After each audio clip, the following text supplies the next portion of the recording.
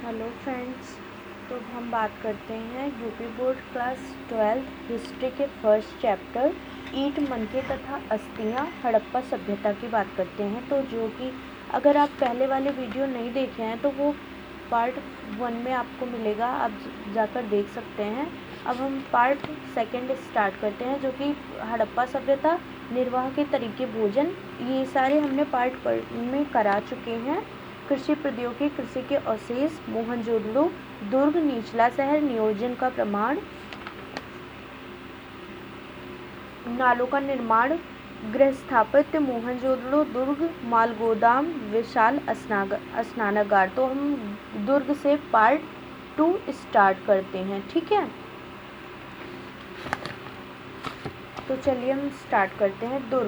दुर्ग में हमें ऐसी संरचनाओं के साक्ष्य मिलते हैं जिनका प्रयोग संभवतः विशिष्ट सार्वजनिक प्रयोजनों के लिए किया जाता था। अब माल गोदाम एक ऐसी संरचना जिसके नीचे का हिस्सा ईंटों से बना था और ऊपर का हिस्सा लकड़ी से बना था, जो पहले ही नष्ट हो गया। इनका कहने का ये मतलब है कि एक ऐसी रचना हुई थी माल गोदाम की कि जिसका जो नीचे का हिस्सा, नीचे का जो भाग होता है वह ईंटों से बना था और जो ऊपर का भाग होता है वह लकड़ी से बना था, जो कि वह पहले ही नष्ट हो चुका था। अब विशाल स्नानागार आंगन में बना एक आयताकार जलाशय है जो चारों ओर से एक गलियारे से घिरा हुआ है। एक गलियारा टाइप से मतलब घेर दिया गया है, ठीक है। जलाशय के तल तक जाने के लिए इसके उत्तरी और दक्षिणी भाग में 2 सीढ़ियां बनी थी। जलाशय अर्थात उसके तल मतलब उसके नीचे तक जाने के लिए इसके उत्तर भाग और दक्षिण भाग में 2 सीढ़ियां बनी थी, मतलब उतरने और चढ़ने के लिए, ठीक है। जलाशय के किनारों पर ईंटों को जमा कर तथा जिप्सम के गारे का प्रयोग से इसे जलबद्ध किया गया था कि जिससे पानी बाहर को ना जा सके। जिप्सम से मतलब जिप्सम के जो गारे होते हैं उसको प्रयोग में ला करके इसे जलबद्ध किया गया था, अर्थात जो जिप्सम लगा दिया गया था इसलिए कि जो स्नानागार में मतलब जो ढेर सारा पानी है वह बाहर ना जा सके। इसके तीनों ओर कक्ष बने हुए थे। इसके जो स्नानागार है इसके साइड में 3 और कक्ष मतलब कमरे बने हुए थे, जिनमें से एक में एक बड़ा कुआं था, जिसमें से एक में मतलब एक बहुत भारी, बहुत बड़ा सा, बहुत विशाल एक कुआं था, ठीक है। स्नान कुंड के चारों ओर कमरे बने हुए थे तथा बरामदे भी बने हुए थे। कमरे के समीप कुएं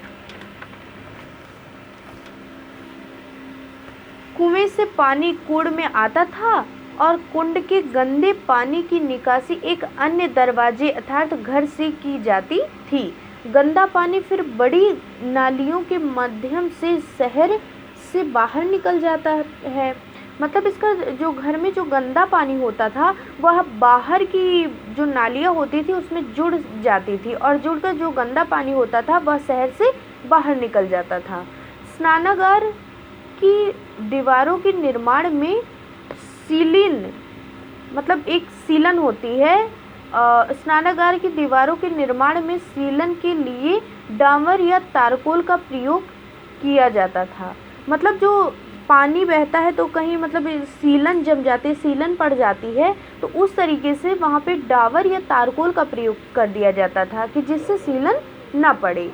पूरे स्नानागार में 6 प्रवेश द्वार होते थे। मतलब जो स्नानागार होता था वहाँ पे 6 प्रवेश दरवाजे होते थे। स्नानागार में गर्म पानी की व्यवस्था भी होती थी, जो जैसे कि आजकल क्या होता है, गर्म पानी के लिए लोग गीज़र का प्रयोग करते हैं। तो हड़प्पा सभ्यता में क्या था कि स्नानागार जो था वहाँ गर्म पानी का भी प्रयोग होता था, उसकी भी व्यवस्था वहाँ उपस्थित थी।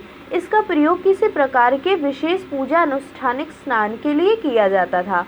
मतलब इसका जो प्रयोग होता था वह बहुत बड़े अनुष्ठानिक स्नान के लिए किया जाता था। अनुष्ठान जैसे कि जो पूजा पाठ, जो ये धार्मिक अनुष्ठान होते हैं, पूजा पाठ हुआ, शिव चर्चा हुआ, नवरात्र हुआ, भंडारा हुआ, ये सब अनुष्ठान कहलाते हैं। तो स्थानिक स्नान के लिए यह सब किया जाता था। अब बात करते हैं सामाजिक विभिन्नताओं का अवलोकन, समाधान। ठीक है, हड़प्पा स्थलों से मिले समाधानों में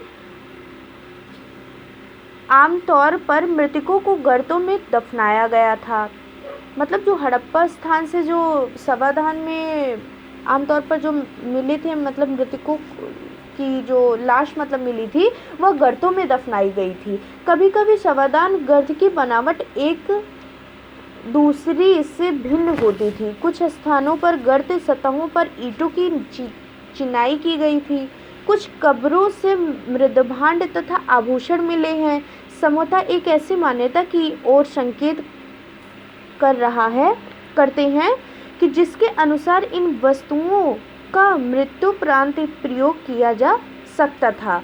मतलब कहने का ये तात्पर्य है कि जो लाश होती थी, जो कब्रों में मतलब दफनाई जाती थी, उनके साथ मृदभांड तथा कुछ आभूषण भी दफना दिए जाते थे, जिससे यह अनुमान लगाया जा सकता है कि यह एक ऐसी मान्यता मानी जाती है कि जो मतलब मृत्युपरांत लोग होते हैं वो इसका प्रयोग करते हैं मतलब। ठीक है, पुरुषों और महिलाओं दोनों के समाधानों से आभूषण मिले हैं। मतलब जब यहाँ से खुदाई हुई है तो खुदाई में जो जो लाश होती थी, जो पुरुषों की लाश और महिलाओं की लाश होती थी, उन दोनों लाशों में हमें आभूषण मिले हैं। ठीक है, हड़प्पा में सबसे बड़ा कब्रिस्तान हड़प्पा में मिला है, जिसे R37 की संख्या दी गई है। अब 1980 के दशक के मध्य में हड़प्पा के कब्रिस्तान में हुए उत्खननों में एक पुरुष की खोपड़ी के समीप शंख के 3 छल्ले, एक प्रकार का रत्न मोती होता है, जैस्पर के मनके तथा सैकड़ों की संख्या में सूक्ष्म मनकों से बना एक आभूषण मिला था। परंतु कुल मिलाकर ऐसा लगता है कि हड़प्पा सभ्यता के निवासियों का मृतकों के साथ बहुमूल्य वस्तुएं दफनाने में विश्वास नहीं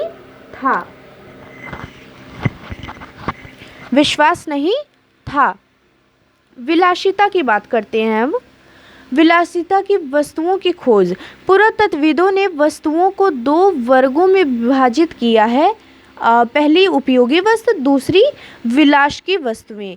तो पहले हम उपयोगी वस्तुएं के बारे में जानते हैं। इनमें रोजमर्रा के उपयोग की वस्तुएं सम्मिलित हैं, जिन्हें पत्थर तथा मिट्टी जैसे सामान्य पदार्थों से आसानी से बनाया जा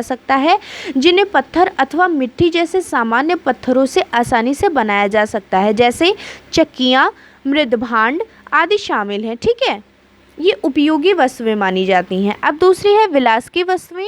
पुरातत्वविद उन वस्तुओं को विलास की वस्तुएं मानते थे जो कीमती, दुर्लभ, महंगे, स्थानीय स्तर पर अनुपलब्ध पदार्थों से अथवा जटिल तकनीकों से बनी हुई हों। जैसे कि इस प्रकार फ्रांस, घिसी हुई रेत अथवा बालू तथा रंग के चिपचिपे पदार्थ के मिश्रण को पकाकर बनाया गया पदार्थ के छोटे पात्र मटके कीमती माने जाते थे, क्योंकि इनका बनाना कठिन था। ठीक है, बहुत ज़्यादा सरल नहीं माना जाता था, तो इसे हम विलास की वस्तुएं मानते हैं। तो अब फर्स्ट चैप्टर हमारा ख़त्म हो चुका है। तो अब सेकंड चैप्टर है, ये हम नेक्स्ट वीडियो में जानते हैं। तो फर्स्ट चैप्टर हमारा यहीं ख़त्म हो चुका है। ठीक है, तो इसे लाइक और सब्सक्राइब कर दीजिएगा, ज़्यादा से ज़्यादा शेयर कीजिएगा। ओके।